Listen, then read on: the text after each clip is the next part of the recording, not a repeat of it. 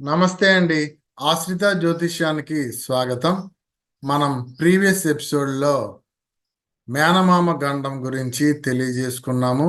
మరి ఈ రోజు ఎపిసోడ్లో బాలారిష్టాలు, కొంతమంది పుట్టిన వెంటనే చనిపోవటం, ప్రమాదాలు జరగటం, ఇలా రకరకాలుగా జరుగుతూ ఉంటుంటాయి.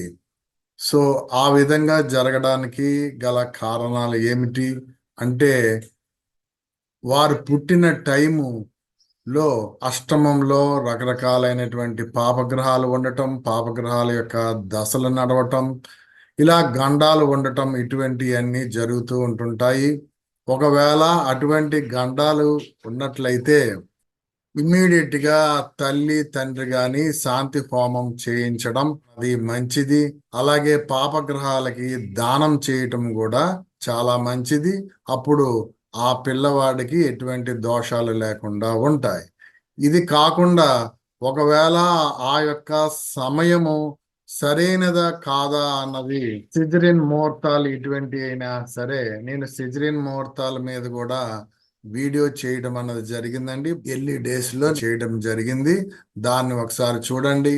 ఒకవేళ వారికి సిజరిన్ కాకుండా నార్మల్ గా అయ్యింది, లేదా సిజరిన్ అయినప్పటికీ అటువంటి ఏమీ చూసుకోలేదండి అని అనుకున్నప్పుడు, అతను పుట్టిన టైంకి కొంచెం గ్రహాలు సరైనటువంటి స్థానాల్లో లేవు, ప్రమాదాలు జరగడానికి లేదా ఐసీయూలో ఉండడానికి ఏమో చెప్పలేము అనే చెప్పేటువంటి సందర్భాలు ఉన్నప్పుడు ఈ శాంతి హోమము సింపుల్ రెమెడీస్ చేసుకుంటే మంచిదండి. అంతే తప్పితే ఈ నక్షత్రాలను, లేకపోతే ఈ వారాలను, లేకపోతే ఈ తిథులను వీటిని చేసుకోవడం వల్ల ఏ విధమైనటువంటి ఉపయోగం లేదు. మీకే తెలుసు, మనం జన్మ చక్రాన్ని గీసుకున్నప్పుడు గ్రహాలు ఏ స్థానాల్లో ఉన్నాయో ఆ స్థానాల యొక్క భావాలను చూసే ఏ జ్యోతిష్యుడైనా చెప్పడం జరుగుతుంది తప్పితే, ఏ స్థానాల్లో గ్రహాలు లేకపోయినట్లయితే ఆ స్థానాల్లో మరి నక్షత్రాలు ఉంటాయి. 27 నక్షత్రాలు 12 క్షేత్రాలలో డివైడ్ అయి ఉంటాయండి, 9 పాదాలు చొప్పున. సో మరి అక్కడ గ్రహాలు లేనప్పుడు ఆ యొక్క స్థానం గురించి చెప్పడం అన్నది జరగదు.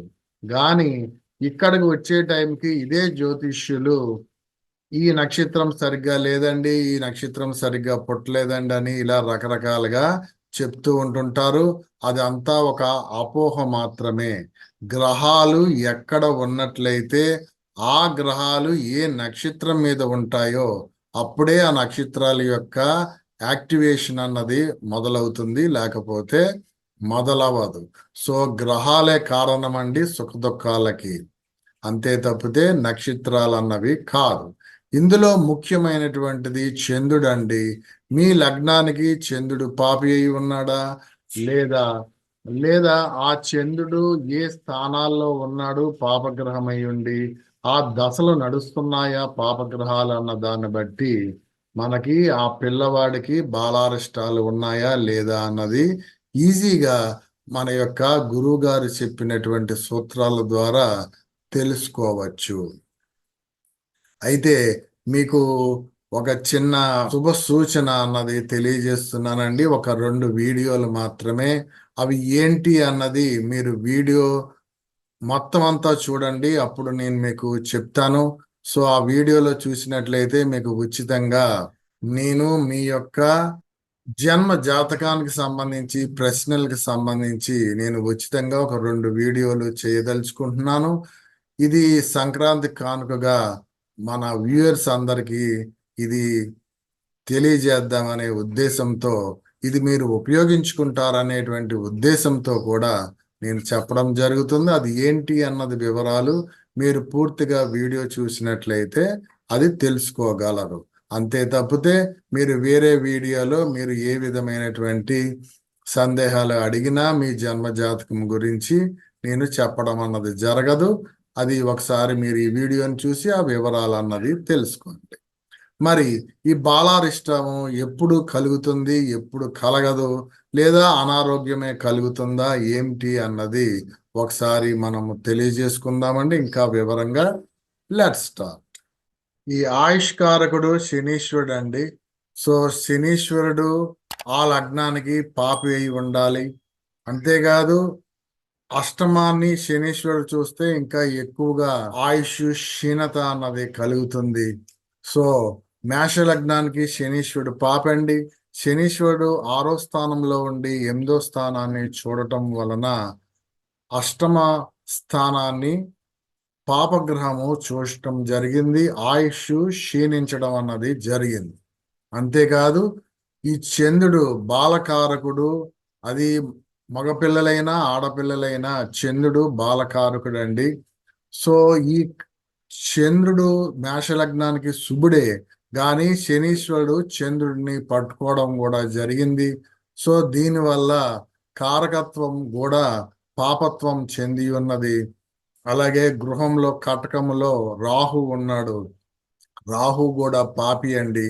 సో ఈ విధంగా ఉన్నట్లయితే, అంతేకాదు ఈ చిన్నప్పుడే పాపగ్రహాల యొక్క దశలు, ముఖ్యంగా శనీశ్వరుడు యొక్క దశ నడుస్తున్నట్లయితే చాలా జాగ్రత్తగా ఉండాలి. ఇమ్మీడియట్ గా శాంతి హోమం అన్నది చేసుకోవలసి ఉంటుంది.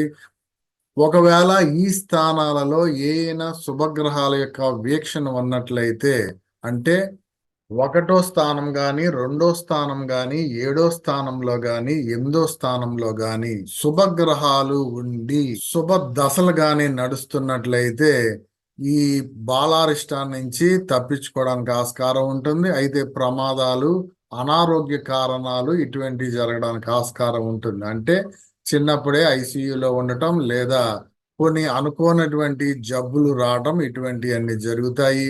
ఈ లగ్నం ఏంటంటే 1వ స్థానం లగ్నం అండి. సో లగ్నంలో శుభగ్రహాలు ఉన్నట్లయితే ఆయుష్ని కాపాడుతుంది. అలాగే 2వ స్థానంలో ఉన్న 8వ స్థానాన్ని చూస్తూ ఉంటుంటాడు.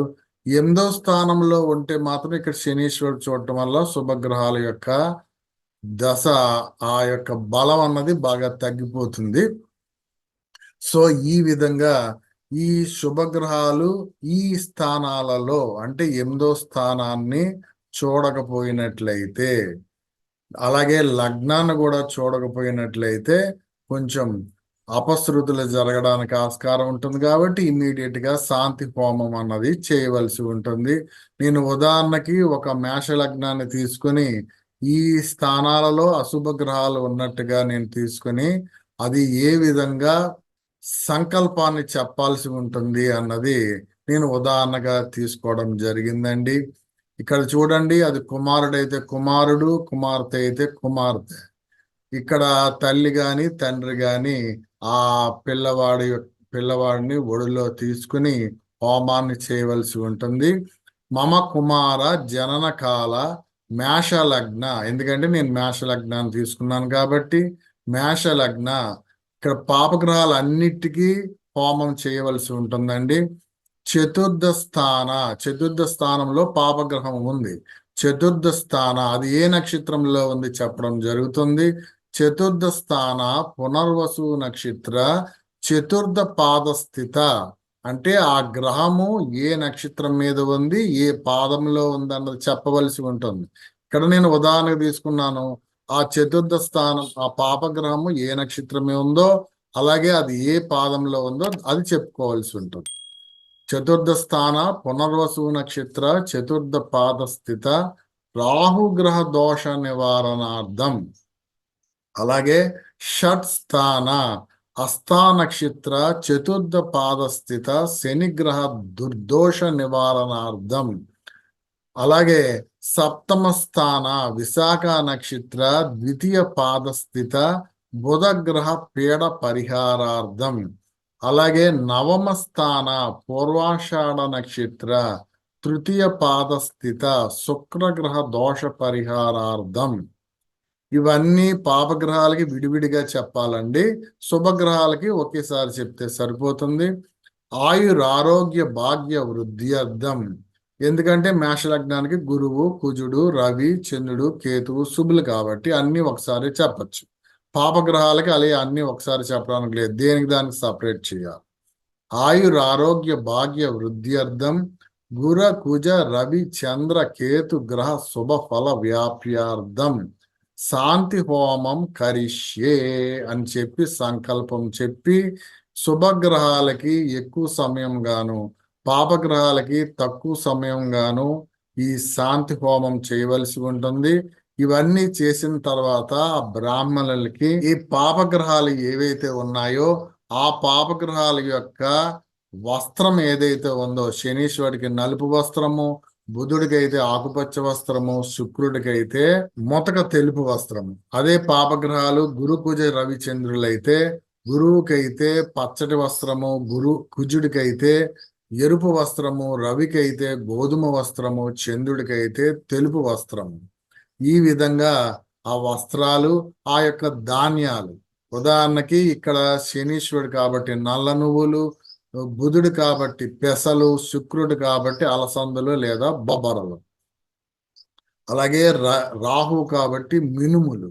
ఈ విధంగా ఆ యొక్క వస్త్రములో ఆ యొక్క ధాన్యము పోసి తాంబూలం పెట్టి ఏదైతే సంకల్పం నేను ఇండివిజువల్ గా చెప్పడం జరిగిందో, మమ కుమార జనన కాల మేష లగ్న, అది ఏ స్థానంలో ఉందో, ఇప్పుడు ఉదాహరణకి శనిగ్రహం చేయాలనుకుంటే మమ కుమార జనన కాల మేష లగ్న షష్టమ స్థాన, అది ఏ నక్షత్రంలో ఉంది, ఆ నక్షత్రం ఇచ్చాను కదండి ఇక్కడ నేను, హస్తా నక్షత్రం, చతుర్థ పాద స్థిత శనిగ్రహ దుర్దోష నివారణార్థం, శుభ ఫల వ్యాప్యార్థం, ఆయురారోగ్య భాగ్య వృద్ధ్యర్థం, ఫల పుష్ప తాంబూల దక్షిణ వస్త్ర సహిత ధాన్యం దానం కరిష్యే అని చెప్పి ఒక్కొక్క గ్రహానికి ఆ బ్రాహ్మణుడికి దానం చేయవలసి ఉంటుంది. సో ఆ విధంగా ఒక్కొక్క గ్రహానికి దానం చేసినట్లయితే దానం చేసి ఇవ్వవలసి ఉంటుంది. శుభగ్రహాలకి మాత్రం పూజ చేసుకొని ఆ యొక్క ధాన్యాన్ని స్వీకరించవలసి ఉంటుంది. అవి దానం చెయ్యకూడదు. ఈ విధంగా హోమాన్ని, ఈ దానాలని చేసినట్లయితే ఈ బాలారిష్టాలు చెందకుండా ఉంటాయి. ఉదాహరణకి ఆయుష్ మీద బాగా ప్రభావం చెంది ఉన్నట్లయితే ఈ శాంతి హోమం ఇటువంటి చేయాలండి.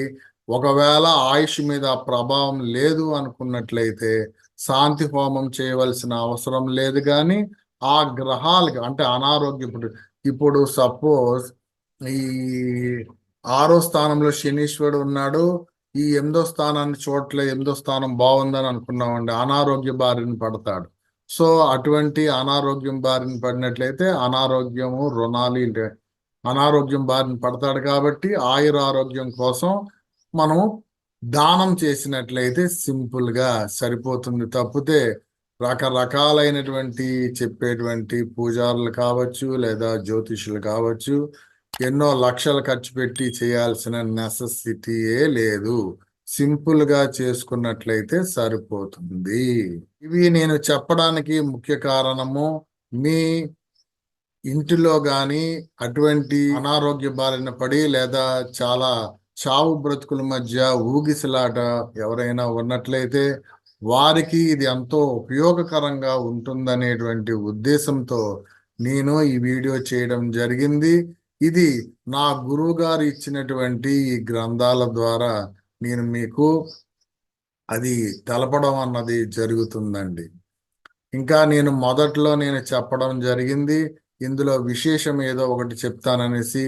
ఇప్పుడు ఈ భోగి, సంక్రాంతి ఇవన్నీ పండగ దినాలు వస్తున్నాయి కాబట్టి నేను ప్రేక్షకులకి, అంటే ఈ యూట్యూబ్ చూసేటువంటి ప్రేక్షకులకి నేను ఉచితంగా వారి వారి యొక్క జన్మ జాతకానికి సంబంధించినటువంటి ఏమైనా సందేహాలు ఉన్నట్లయితే నేను ఒక 2 వీడియోలు మాత్రమే ఈ పండగ సందర్భంగా నేను చెప్పడం అన్నది జరుగుతుందండి. ఇది ఆదివారము మరియు బుధవారము అన్నది వస్తుంది. సో మీకు మీ యొక్క జన్మ జాతకానికి సంబంధించి ఏవైనా సందేహాలు ఉన్నట్లయితే, సందేహాలు అంటే నా జన్మ జాతకం పూర్తిగా చెప్పండి, లేకపోతే నా ఫ్యూచర్ ఏ విధంగా ఉంది అన్నది చెప్పకుండా మీ యొక్క date of birth, place of birth and time of birth ఇచ్చి, నాకు జాబ్ వస్తుందా రాదా, వివాహ సమస్యలు ఉన్నాయి, వివాహం ఎప్పుడు అవడానికి ఆస్కారం ఉంటుంది, లేకపోతే ఇల్లు కట్టుకోవడానికి నేను ఏ విధంగా ఇల్లు కట్టుకోగలనా లేదా, లేదా నేను ఒక విదేశానికి వెళ్ళి అక్కడ నేను చదువు సంధ్యలో లేదా ఉద్యోగం చేయగలనా లేదా ఇలాగ ఏదైనా 1-2 క్వశ్చన్లు మీకు ఉన్నట్లయితే ఆ సందేహాలని మీరు అడగవలసి ఉంటుంది. అంతే తప్పితే నా ఫ్యూచర్ ఏ విధంగా ఉంది, నేను ఇలా లేకపోతే ఒక 4-5 క్వశ్చన్లు అడిగినట్లయితే నేను చెప్పలేనండి. ఎందుకంటే ఇతరులకు కూడా అది చెప్పవలసి ఉంటుంది. ఇది ఫ్రీగా నేను చెప్పడం అన్నది జరుగుతుందండి. దీనిని మీరు వినియోగించుకుంటారని నేను ఆశిస్తున్నాను. అయితే నేను ఆల్రెడీ కొన్ని వీడియోలు ఈ విధంగా చెప్పి ఉండటం అన్నది జరిగింది. ఎవరైతే వారి జన్మ జాతకానికి సంబంధించి మరలా అడిగినట్లయితే నేను అటువంటి జన్మ జాతకం యొక్క సందేహాలని నేను ఇంకా చెప్పడం జరగదు. ఒకవేళ మీకు వేరే ఏమైనా కొత్తయి వారి గురించి మీరు తెలుసుకోవాలి, వారి యొక్క సందేహాలు తెలుసుకోవాలనుకుంటే ఇది ఒక 2 వీడియోలు మాత్రమే చెప్పడం జరుగుతుంది. అంతకంటే ఎక్కువ చెప్పడం జరగదు. దీన్ని మీరు వినియోగించుకుంటారని నేను ఆశిస్తున్నాను. ఈ వీడియో మీకు నచ్చినట్లయితే లైక్ చేయండి, షేర్ చేయండి, సబ్స్క్రైబ్ చేయని వారైతే సబ్స్క్రైబ్ చేయండి. ఈ వీడియో మీద మీకు ఏవైనా సందేహాలు ఉన్నట్లయితే కింద కామెంట్స్ రూపంలో ఇవ్వండి. See you next video. Namaste.